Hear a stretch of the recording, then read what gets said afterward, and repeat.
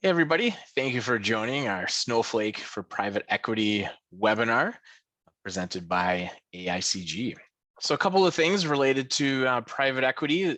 Private equity we're going to be focusing on the data challenges related to private equity along with the analytic challenges. Talk about common problems, and then we'll talk about, well, what's a different or modern way to approach data and analytics within private equity, really even taking it to another level of focus around operational efficiency. And so that will be the framework for our conversation this afternoon.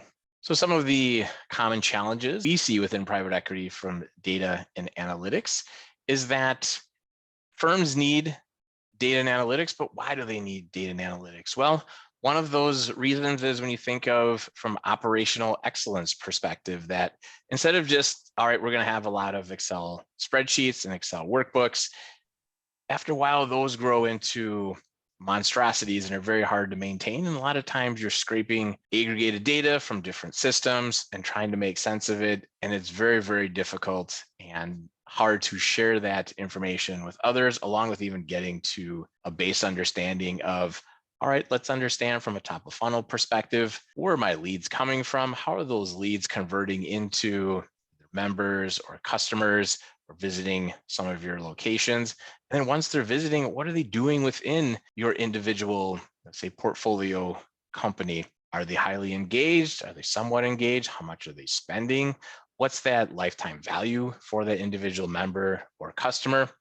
And if we're to offer certain incentives for them to be repeat customers, how do we know that's being effective and really driving top line growth? Conversely, when you're starting to use data and trying to get more out of your data, you need to get down to that transactional level detail. Even if somebody aggregates their data at the highest level, you're still going to have questions of, well, how did we get to this roll up of this particular revenue, for example, or number of new members for this month? I want to be able to drill down and potentially look at individual members for the new month. Where did those individual members come in and what did they end up buying? How many sessions did they sign up for? How much additional product did they end up spending within their first 30, 60, 90 days? You need that detailed level data in order to be able to answer those types of questions. And naturally, when you do get that data and you're able to make sense of it and really starting to drive operational efficiency, now data has turned into an asset. And that asset, when you think of when it comes time to exit a particular fund or a particular investment, now you're able to bolster that price because you have the data that you're able to sell off as part of the transaction and say, here's how we've been able to run this particular brand or portfolio company for this period of time. Here's the proof of what we've been able to do, how it's been able to grow, and here's how we understand our membership. That makes you as a private equity firm, all the more valuable at the end of the day. And of course, not just from an exit strategy, but even from a fundraising, you're able to tell the story of how are you as a private equity firm different than others. So not uncommon that we also see, because there's so many different systems within a private equity ecosystem, you got a point of sale, CRM, other marketing types of sources that either are third-party sources, think of Facebook or Meta ads. You can download that information. You can tap into other applications. You have call center and HR data. Traditionally, what we've seen within private equity is this data gets pushed all over the organization. And it's very hard to make sense of what is the data, where did the data come from, what is that common understanding of that data. And it just becomes very difficult for PE firms to really make the best operational decisions that they can. Exactly, Mike. Great laying out the framework there. And now let's talk about the data analytics solution strategy that really works for private equity firms in this modern era. One of the stories we're told by the private equity clients that we work with is the challenge of lack of access to data. And that lack of access to data leads to resources in the organization wrangling that data. But the time that they're spending wrangling the data, it really reduces their time that they have available for strategizing and reaching more operational efficiencies for the organization or for that asset. And the solution to that is really what we call data replication or data synchronization, going after the source data or the transactional data and automating that process and that data flow. One of the other parts of the story is that when resources are wrangling the data, they often wind up with different key performance indicators or different data definitions on the data that they're struggling with to find, or the data they're wrangling. And this often also leads to confusion within the organization. So one of the solution strategies we recommend there is providing some level of data governance that will help reconcile the data and provide data quality.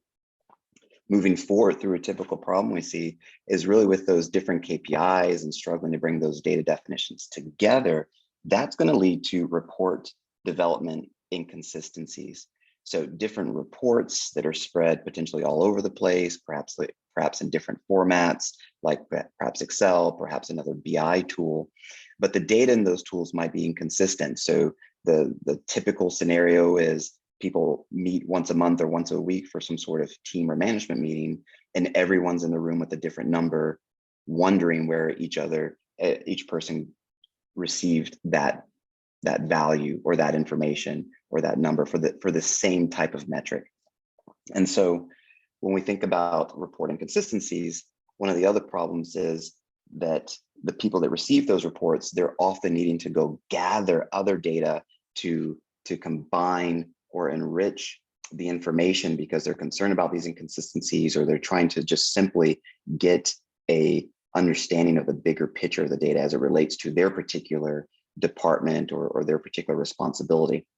And then typically that bubbles up to the executives or payroll or finance or some other part of the organization where they're dependent on that operational data to do things like pay out incentives or bonuses. And those groups typically wind up also doing more wrangling.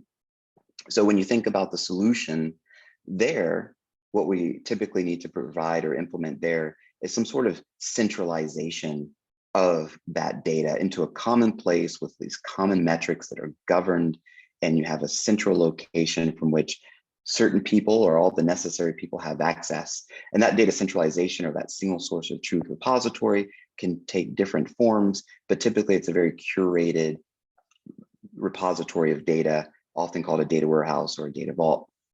If we continue to follow this problem solution strategy, wrangling the data at the executive level or one of the higher levels in the organization typically will lead to delays in monthly and quarterly close cycles. So these delays then just really compound this incomplete view of the entire organization's operations, missing out on efficiencies that could have possibly been gained or gleaned. And that, without a doubt, leads to questioning of the information that's been delivered in the organization. And once there are chinks in the armor of the information, then all types of different fire drills can start happening. But those fire drills typically start happening at the executive level, because those are often the end consumers of the information that need to deliver that to the board or to the street. And so in order to move forward with that at the end of the cycle, let's say that's the end of the month of the quarter, only then can the true problems be realized.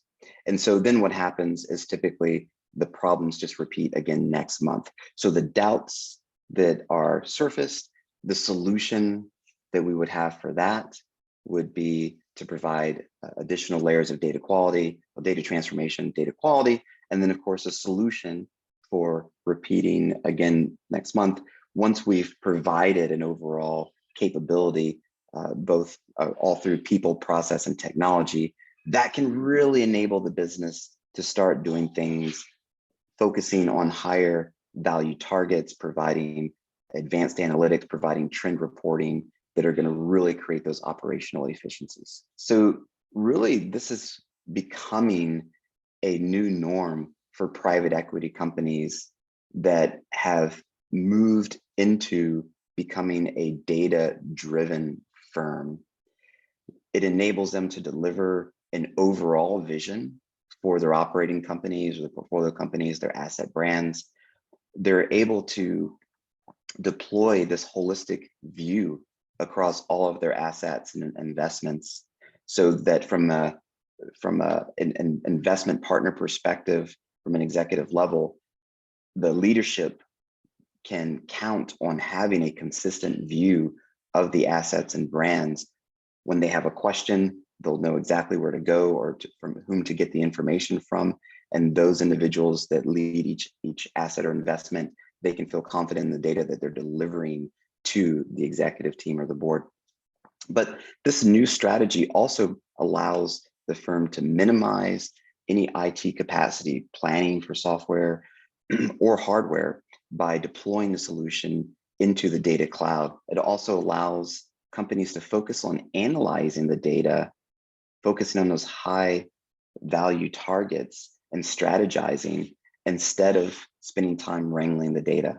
And the centralizing of the data into a single source of truth data warehouse repository means that there's going to be consistent meaning across all data points within that asset or that brand, and that easily rolls up in the hierarchy to more of the executive perspective of the investments.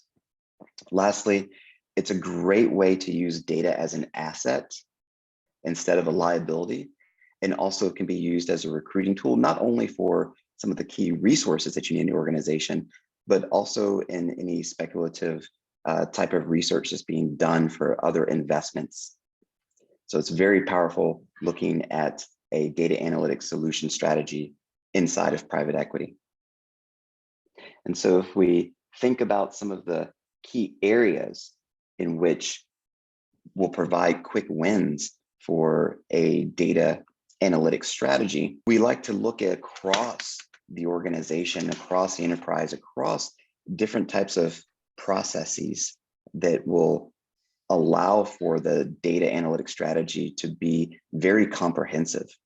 And those things include data literacy, user training, providing a type of data catalog or metadata dictionary, looking across the type of resources that are involved, such as building a data analytics team, providing different types of transformation capability so that you can understand the life cycle and the journey of the customer from the data forward.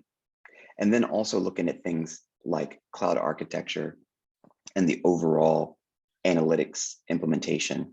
So when you looked at that slide earlier with the chaotic spread of data and data points across the organization being fed from different operational systems, trying to find the way into the actual business function, what we found at AICG is by providing our private equity data analytics strategy as a service, what starts happening is that the business is able to start extracting data from those operational source systems, bringing that information into an enterprise data warehouse or single source of truth repository, and bringing that into a very modeled, curated structure inside of Snowflake.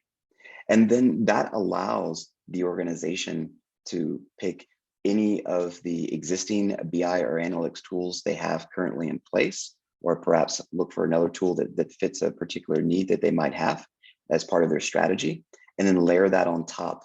And this way you have a comprehensive view of your investments, of your assets, of the firm in a centralized, automated manner.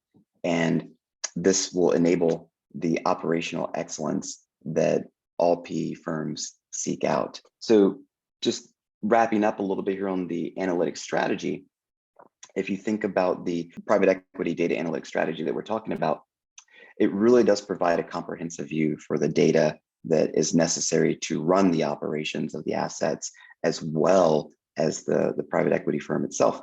Provides a holistic view across all the operating companies and portfolio companies. You can reduce risk by having this type of visibility, as well as focus on those high value targets and strategizing of operations. You can also provide accurate reports to your stakeholders, executives, and to the board. And it's just a general better overall way for portfolio management to function inside a PE firm. And then lastly, you're able to just make better investment decisions with complete data inside the organization, which can lead to higher revenue, obviously provide a competitive advantage, and then also produce a successful exit strategy or help for a successful exit strategy. So one of the things that we talked about it from a common theme perspective is really centralizing the data in order to create the analytics and insight that you're really looking for within your organization. And the key component to that is not only when we talk about the centralization, but it's really Snowflake as the catalyst and platform in order to do that centralization. Snowflake, the data cloud, we think of ingesting data from all of your different locations, whether that's cloud, on-prem, third party, maybe it's a share that somebody gave you. You need to govern that data, which naturally governing the data is applying consistent metrics and definitions and using that across your data belt, along with controlling who has access. It's not a one size fits all that every person that logs in should be able to get to see everything. You may have HIPAA and PII considerations. You also have very sensitive information in there as well. And so you want to make sure that you can control that access, especially if you're going to let the outsiders from your PE firm, if you're in a franchisor type of an arrangement where those folks are going to need to come in, and whether that's through some sort of an analytical tool or you're creating data shares that they can come in and get direct access to their data, you need to be able to have the mechanisms for that control. And then naturally over time, from a PE perspective, obviously funds come and go. A lot of PE firms are trying to raise larger and larger funds, which means larger and larger types of investment, which there tends to be a correlation with the amount of data and the amount of users continues to rise as you get larger and larger funds / investments going as well. So Snowflake can help scale with that and really pay as you go versus having to think out X number of months or years down the road. So when you think of Snowflake, we mentioned you have different data sets. Some of these are going to be on-premise, some will be in the cloud. You may be an organization that is generating a lot of data through a website or some sort of a portal, or even through IoT. You have devices generating a tremendous amount of data. That data is going to be in lots of different structures, some unstructured, some naturally structured. You may have streaming, batching that data in. But you need to apply a level of transformation to take that raw transactional data and to make it more sensible so that you can share that data to be consumed via an analytic tool of some sort. You may have operational reporting. You may even have some individuals such as data scientists that want to come in and look at, perhaps they want to look at some of that aggregated data, but more likely those data scientists, they're going to look at that raw transactional data. And so having access to all of those different pieces, centralizing all that data within the Snowflake Data Cloud is that core component to how do we solve this data challenge for private equity firms. And so we're here to chat with you more. Obviously, every PE firm is unique and different, and it's not again, like I said, a one size fits all, but there's definitely, we have a framework and approach for PE analytics that we're happy to walk through and talk to you about how it can relate to your specific fund, investment, portco, brand, however your private equity is set up. So feel free to reach out via the email address there or our website. And so now we open it up to Q&A. So anybody that has questions, feel free to verbalize them, or you can even submit them on the chat through the webinar here as well. And we'll give people a couple of seconds to bring those in. So the first question here, I'll throw it out.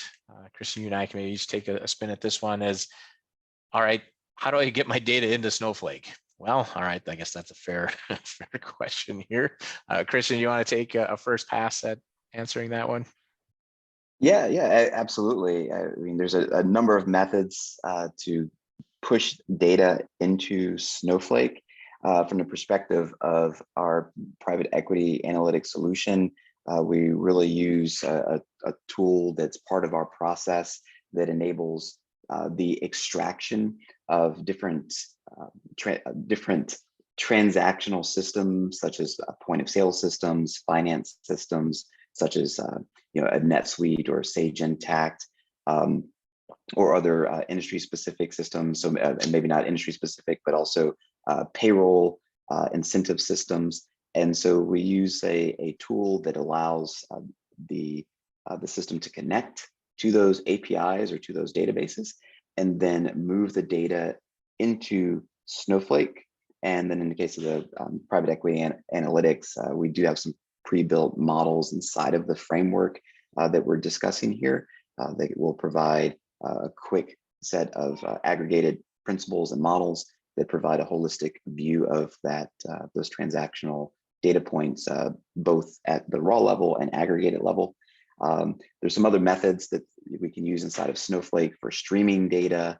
So there's, depending on the situation, there's a number of tools that we do apply to get the data into Snowflake. Yeah.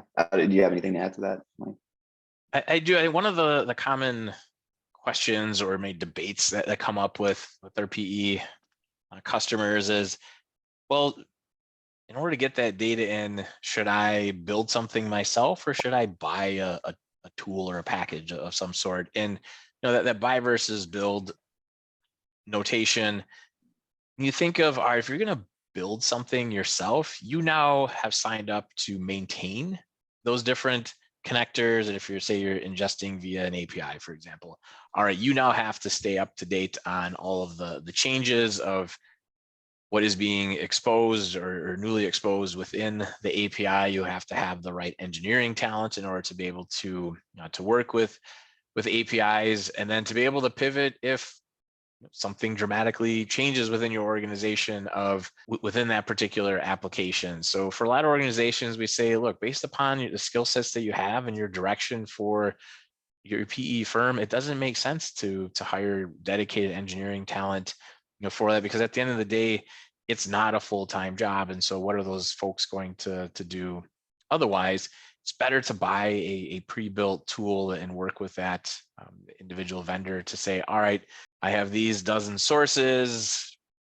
All right, we bought another company within the fund, or we just have now adopted a new application that we're rolling out to a larger part of our organization. Work with that data provider that has the tooling in order to replicate the data to say, all right, I have this new source. Can you please help me build out this connector? And they're going to say yes. And now you have someone else that you're paying a low monthly fee for to really maintain those connectors forever, and keeps you out of the business of having to worry about that. And you just focus on making better operational decisions from that data. Let's see. There's one more question that I see here. You mentioned earlier turning data into an asset.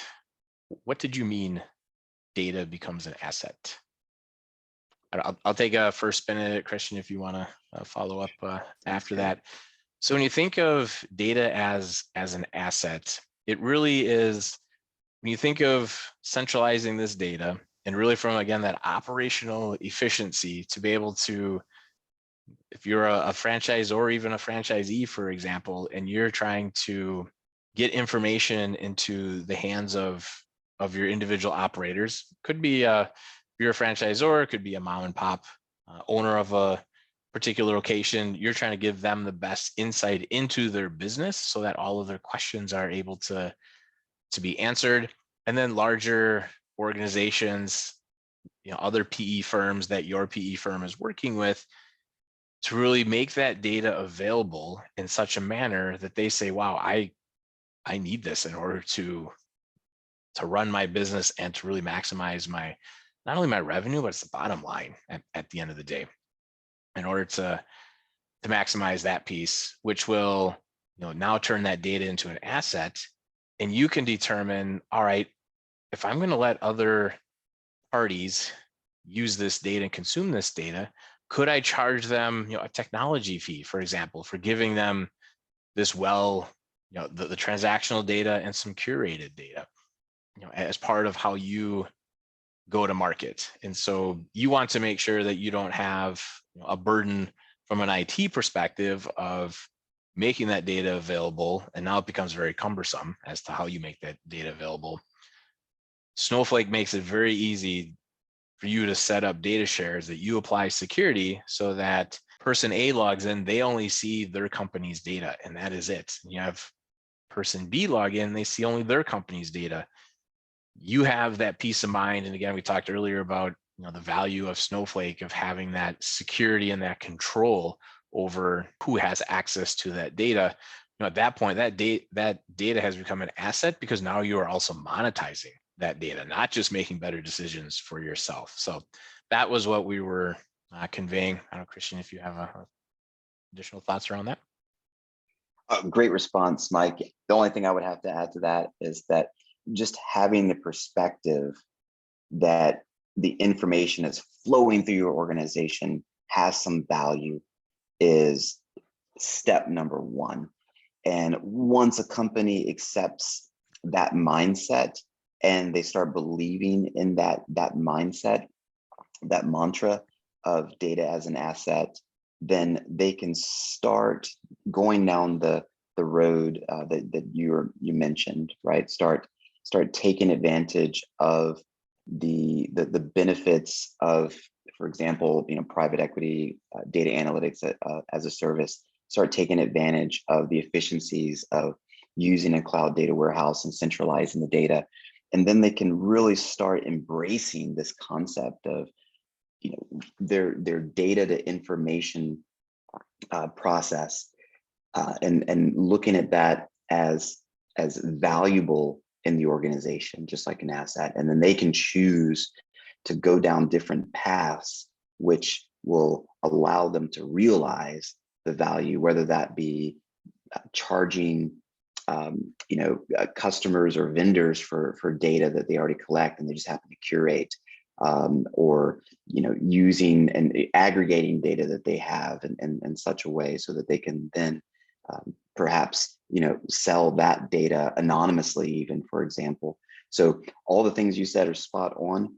And as we know, the clients that really embrace this concept of not only data as an asset, but becoming a data-driven organization, they are the ones that come out with those competitive advantages. They are the ones that are leapfrogging their competition.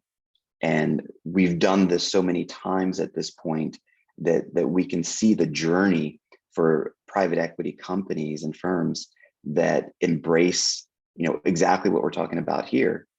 And then they're able to reach that next level in a fairly quick amount of time, and really make and have impressive results across the board. So yeah, there's a great question. And yeah, we look forward to helping other companies take that data-driven journey and really embracing data as an asset. So excellent. Oh, fantastic. Thank you, Christian. All right, looks like we're out of questions, but again, feel free to ping us through those links you saw earlier, sales@aicg.com, or visit us on our website. We got a couple of, got an event coming up here. Just want to make folks aware of, where you can learn a bit more. You can meet with us and learn more about Snowflake. Snowflake has this event concept called Data for Breakfast, where you go for a couple of hours, get to meet and greet folks that are either current Snowflake customers, are thinking about Snowflake, they're on their journey of exploration, and you get to hear from not only the socializing aspect, but you get to hear from an actual customer success story and really their journey. That's really what it is at the end of the day. It's the journey that they are on and where Snowflake fits in. And yes, Snowflake is technology, but it always comes back to the business. How does any technology help the business at the end of the day? It's cool if technology can do A, B, and C, but if you can't apply it from a practicality perspective to either help make more money or identify ways to improve what you're doing today, it doesn't really help anybody. So check out Snowflake's website. You can even just search data for breakfast. That'll come right up, and feel free to sign up. These are free, and they are all over the US and the rest of the globe as well. So check it out. We hope to see you there. So thank you everybody for joining today. Again, feel free to reach out to us. We love to talk all about data at the end of the day here. And of course, we love to help you, a private equity firm perspective, in order to really maximize the data that you have in your purview and really help you get to the next level. Thank you.